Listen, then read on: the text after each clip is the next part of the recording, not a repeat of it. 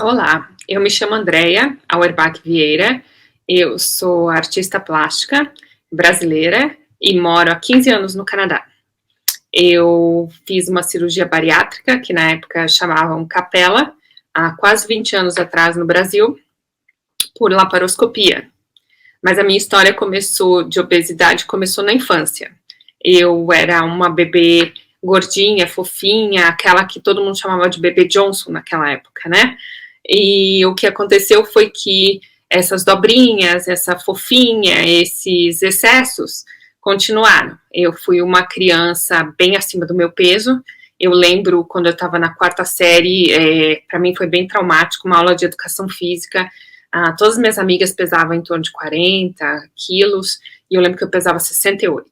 Aquele número eu nunca vou esquecer. Quarta série, 68 quilos, peso de uma mulher adulta, né?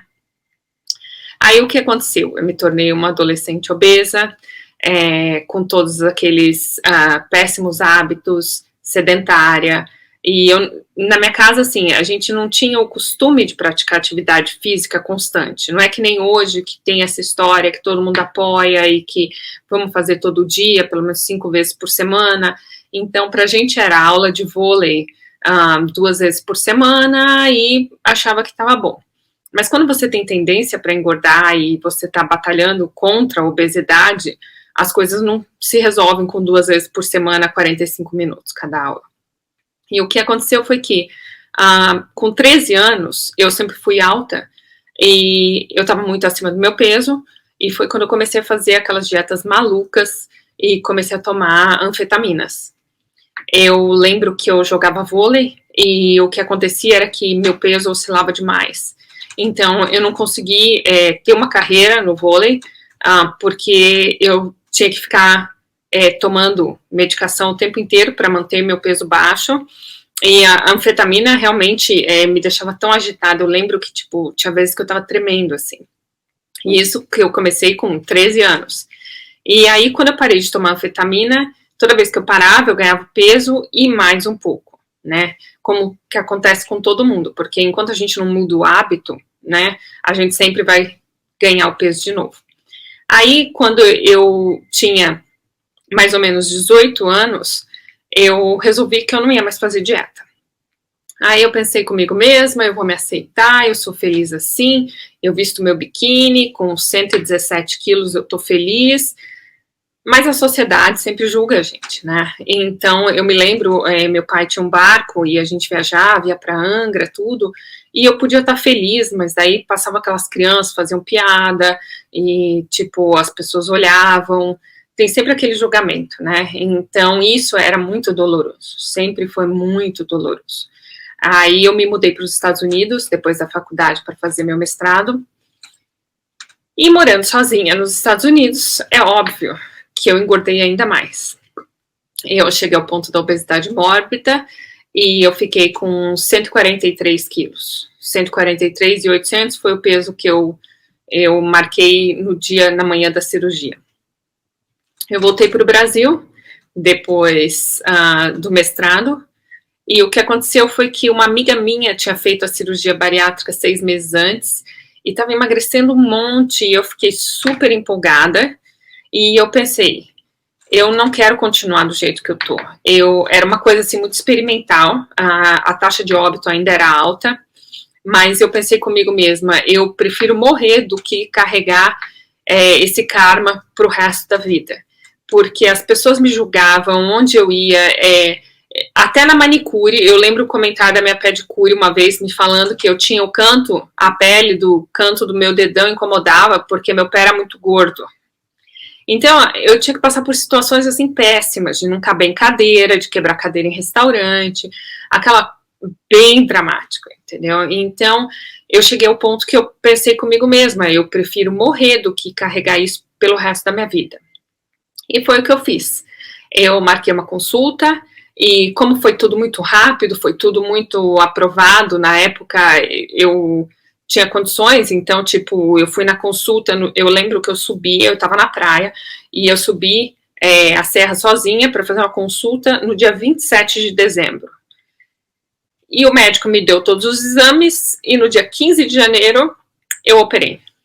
eu não fiz preparação psicológica nenhuma, e eu fui com a cara e a coragem, com a decisão de que, tipo, eu vou fazer a cirurgia e isso vai me trazer a felicidade, e ponto final. E então eu fiz a cirurgia no dia 15 de janeiro, e é óbvio que eu não tinha preparação psicológica nenhuma, então o que aconteceu foi, você aprende na marra, né? Então, com um mês de cirurgia, eu voltei para o hospital já, que eu estava tendo uma crise anoréxica, porque nesses 15 dias em que eu falei para as pessoas, estou operando no dia 15 de janeiro, eu ouvi todas as histórias que meu amigo tomou um copo de leite e morreu, a barriga abriu, morreu. Fulano tomou não sei o que, morreu. Então, o que aconteceu? Eu não tinha preparação psicológica e quando eu fiz a cirurgia, eu falei, eu não posso comer, porque senão eu vou morrer. E aquilo foi tão pesado para mim, e no primeiro mês eu perdi 20 quilos, e eu fui internada com a minha primeira crise de anorexia. Eu lembro eu chegando no hospital, na triagem, aí tava assim, na triagem escreveram assim, a enfermeira escreveu, obesa com anorexia.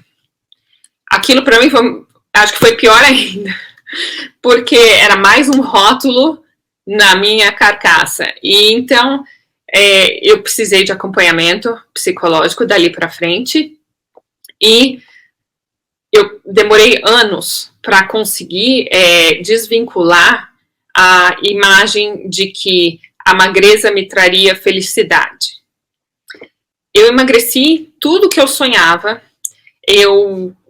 Quando eu era muito gorda, que eu tinha 140 quilos, eu tinha um sonho que era entrar num biquíni da Rosa Chá. Aqueles biquínis lindos que a gente via na revista. E o que eu fiz? É óbvio, comprei o biquíni, entrei no biquíni, e eu descobri que a felicidade não estava no biquíni, que não estava no corpo magro. Eu fiz, entre procedimentos estéticos, cirurgias plásticas, mais de uma dúzia. Continuo fazendo, porque eu acho que, tipo, o que você puder melhorar, se é para você se sentir bem, eu sou super a favor. Tenho pele sobrando ainda em algumas partes, mas hoje eu estou super em paz com o meu corpo. Mas o caminho foi muito longo, porque você continua se cobrando e você fica com aquela imagem que a sociedade só vai te aceitar, você só vai ser feliz, você só vai entrar num relacionamento, tudo de bom na sua vida só vai acontecer se você for magra. Então, aconteceu comigo que durante quase 20 anos, se eu estava muito feliz ou se eu estava muito triste, eu não comia. Se eu tentasse comer, eu tinha crises de bulimia. E isso acontece até hoje. Então, hoje eu trabalho muito eu me tornei mentora de meditação. Eu acabei tendo várias mudanças na minha vida, o que é uma coisa muito comum que acontece com quem faz essa cirurgia, porque eu, pelo menos, enxergo que eu me tornei outra pessoa.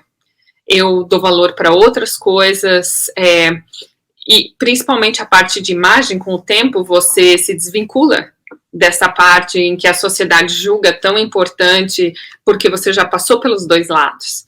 Não é porque hoje você está com um corpo socialmente que é aceitável que você vai julgar as outras pessoas, porque você sabe a dor do outro. Então a gente acaba passando por um momento de transformação. Para mim, o momento foi tão intenso. Há 3 anos atrás, eu me casei há 15 anos atrás, eu me mudei para o Canadá, e há 3 anos atrás eu acabei mudando a carreira também, o foco, e hoje o meu foco tá dividindo a minha experiência e tá mostrando para as pessoas que a gente tem que se aceitar, que a gente tem que se amar, e que o que a sociedade rotula, eles vão rotular o tempo inteiro, não importa se você é magro, se você é gordo, a sociedade está lá para falar. E deixa eles falando, o que a gente tem que cultivar é o amor próprio. O rótulo vai existir, não importa como você tiver, as pessoas vão julgar. Então, o importante é a gente estar encontrando equilíbrio e não tá indo para o lado dessas dietas malucas e achando que a magreza é a fonte da felicidade, porque não é. A felicidade está dentro da gente.